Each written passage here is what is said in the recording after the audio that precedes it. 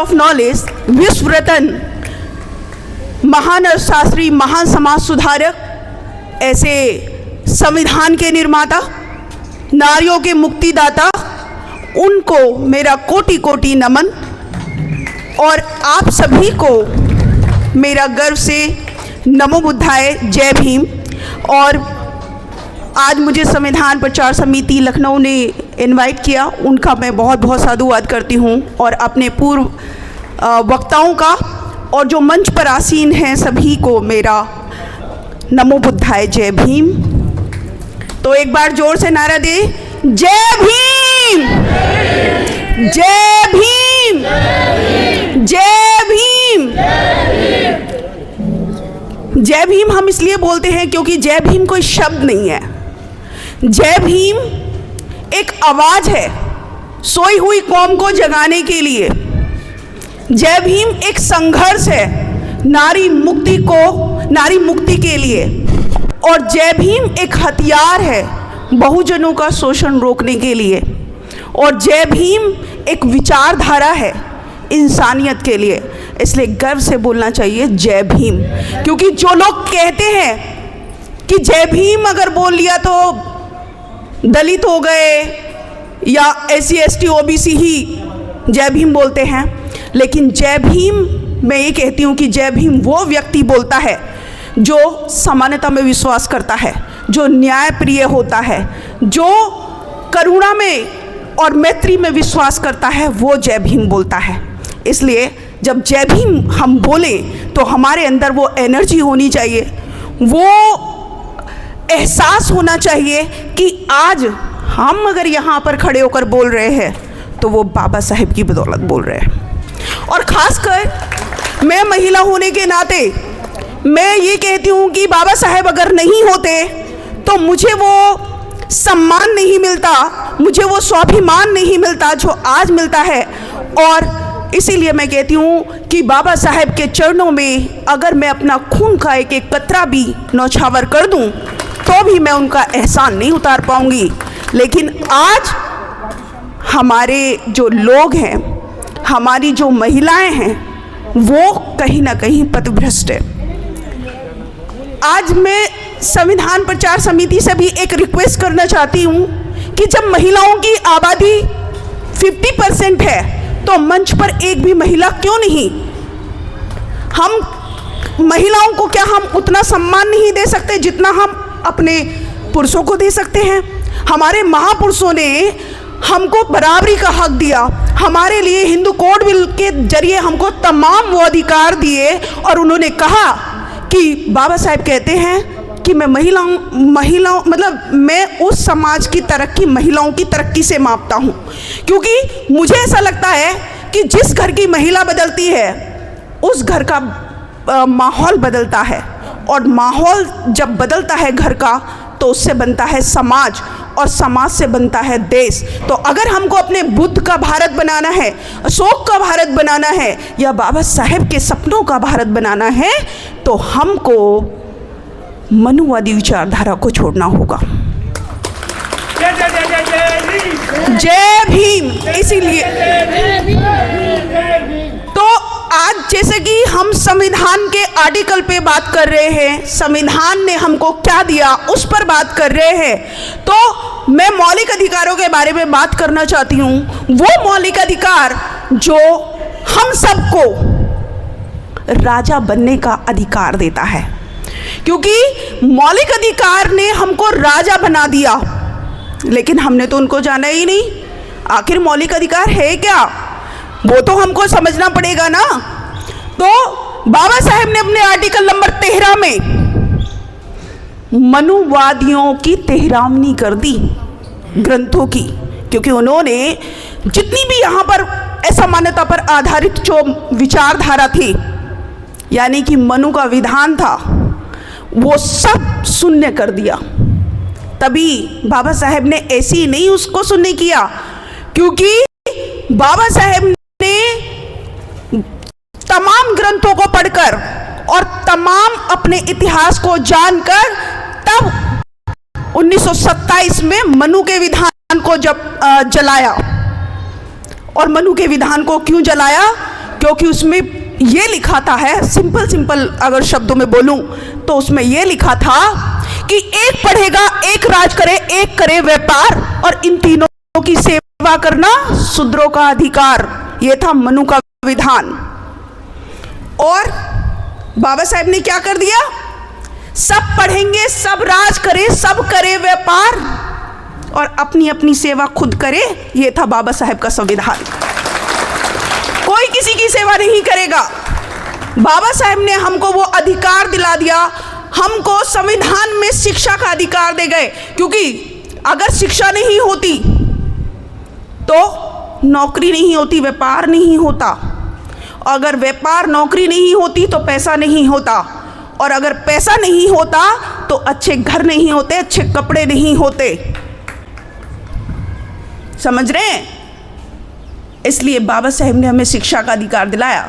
लेकिन आज हमारे लोग आज भी बाबा साहेब की बात को नहीं माना। बाबा साहेब 1956 में हमको बुद्ध का धम्म दे गए। क्यों? क्योंकि वो समानता पर आधारित था, और उसके लिए उन्होंने 20 साल लगभग पढ़ाई की, तब जाके उन्होंने बुद्ध का धम्म दिया। और जब वो बुद्ध का धम्म दे रहे थे तो उन्होंने 2 बातें कही थी। उन्होंने कहा था कि मैं आपको 2 चीज़ें देकर जा रहा हूँ, एक नसीहत, एक वसीयत। नसीहत के रूप में मैं आपको 22 प्रतिज्ञाएं देकर जा रहा हूँ, और वसीयत के रूप में मैं आपको आरक्षण देकर जा रहा हूँ। लेकिन हमारे समाज ने क्या किया? हमारे समाज ने बाबा साहेब का आरक्षण ले लिया। लेकिन मैं आप ही लोगों से पूछना चाहती हूँ कि यदि हम बाबा साहेब की नसीहत मान लेते, यदि हम बाबा साहेब की 22 प्रतिज्ञाओं को मान लेते, तो क्या हमें आरक्षण की जरूरत होती? नहीं होती।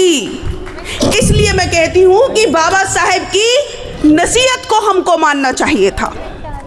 क्योंकि आज अगर हम 22 प्रतिज्ञाओं को पालन कर रहे होते, शुरू की 3 प्रतिज्ञा भी कर लेते, तो हमारे समाज पर ये अत्याचार ना हो रहे होते। जो आज हमारी बहन बेटियों के साथ हमारे शिक्षा का अधिकार छीन रहा है, हमारी बहन बेटियों के साथ बलात्कार हो रहा है, हमारे तमाम अधिकार छीन रहे हैं, जो बाबा साहेब ने समानता का अधिकार दिलाया, उस पर भी लोग वार कर रहे हैं। तो ये क्यों कर रहे हैं? क्योंकि हमने उनकी बात को नहीं माना। इसलिए तो बाबा साहेब ने जो संविधान में हमको मौलिक अधिकार दिए, जो कि एक राजा के अधिकार होते हैं, उनके बारे में आपको बताती हूँ कि बाबा साहेब ने अपने आर्टिकल नंबर 14 से 18 तक समानता का अधिकार दिया, जिसमें उन्होंने कहा कि अब हर व्यक्ति समान होगा, उसको रोजगार में समान अवसर मिलेंगे, तमाम समानता का अधिकार, किसी के साथ छुआछूत नहीं होगा, किसी के साथ भेदभाव नहीं होगा, और अगर कोई तुम्हारे साथ छुआछूत भेदभाव करता है तो आप उसकी FIR कर सकते हैं। ये था बाबा साहेब का समानता का अधिकार। दूसरा था स्वतंत्रता का अधिकार, जो बाबा साहेब ने अपने आर्टिकल नंबर 19 से 22 तक दिया। उन्होंने कहा कि हर व्यक्ति को अपनी बात को रखने की स्वतंत्रता होगी। हर व्यक्ति अपनी बात को रख सकता है, और अगर कोई तुमको रोकेगा तो तुम उसके लिए FIR कर सकते हो। तीसरा उन्होंने दिया शोषण के विरुद्ध अधिकार, यानी कि मानव तस्करी कोई नहीं करेगा। बाल श्रम पर उन्होंने रोक लगाई अपने 23 और 24 अपने आर्टिकल में। और चौथा अधिकार था धार्मिक स्वतंत्रता का अधिकार, जो उन्होंने आर्टिकल नंबर 25 से 28 तक दिया।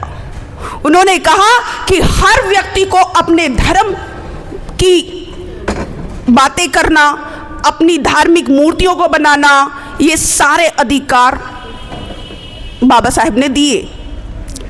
और उसके बाद उन्होंने अपने आर्टिकल नंबर 29 और 30 में उन्होंने सांस्कृतिक और अल्पसंख्यकों की शिक्षा के लिए अधिकार दिया। ये लोग बताएंगे, जो आपको बता रही है सारे बताएंगे। तो ये सारी चीज़ें अधिकार उन्होंने दिए। और क्योंकि मुझे 10 मिनट का समय मिला था, तो मैं अपनी बात को यहीं पे थोड़ी ख़त्म करूँगी, 2 मिनट और लेती हूँ आपके।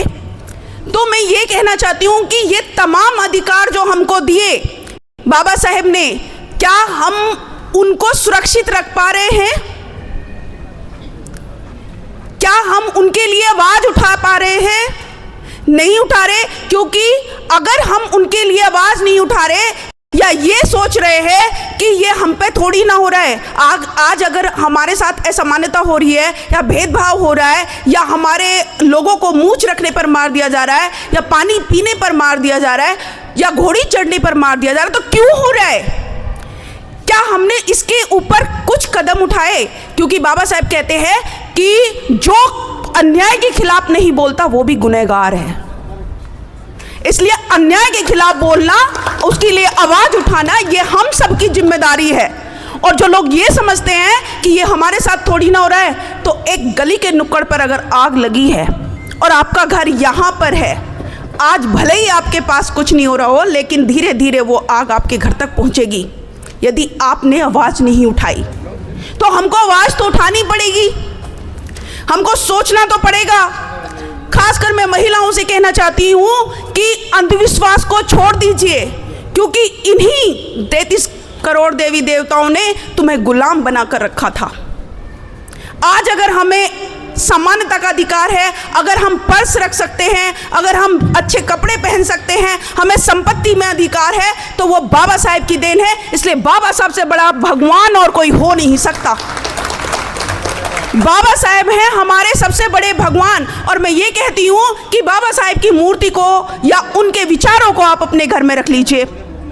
एक ना एक दिन आप में बदलाव आएगा, आपका परिवार तरक्की करेगा, आपके बच्चे तरक्की करेंगे, और वो बच्चे जिनको आप महापुरुषों की विचारधारा दोगे, वही बच्चे आपको भगवान रूपी मानेंगे। और अगर आप उन देवी देवताओं को मानते हैं जिन्होंने हमको गुलाम बनाया, जिसकी वजह से हमारा सारा पैसा जो है मंदिरों में ब्राह्मणों को ये सब जा रहा है, वो पैसा बचाकर हम अपने एजुकेशन पे लगाए, अपने बच्चों की एजुकेशन पे लगाए, तभी ये परिवार अच्छा बनेगा। और जब परिवार अच्छा तरक्की करता है तो समाज भी तरक्की करता है। तो ये सारी चीज़ें हमको छोड़नी पड़ेंगी। और इसी के साथ मैं अपनी वाणी को विराम करती हूँ, और आपने मुझे सुना उसके लिए बहुत बहुत साधुवाद। Thank you so much. और एक बार फिर से जोरदार नारा हो जाए, जय भीम, जय भीम, जय भीम। बहुत बहुत साधुवाद। थैंक यू शकुन बहुत जी को बहुत बहुत धन्यवाद। अभी आपके समक्ष साथियों, अभी आपके समक्ष जो शकुन बहुत बता रही थी, मेरा वो देश जो है, ये जितना A to Z है, जितने भी आर्टिकल्स हैं, समता, स्वतंत्रता, बंधुता और जो आपका हक अधिकार है, वो हमारे जितने मंच पर बैठे हुए हैं, जो देश के विभिन्न कोनों से आए हुए हैं, एक से बढ़ कर के एक संविधान विशेषज्ञ हैं, ये आपके समझ रखेंगे। थोड़ा धैर्य रखने की ज़रूरत है।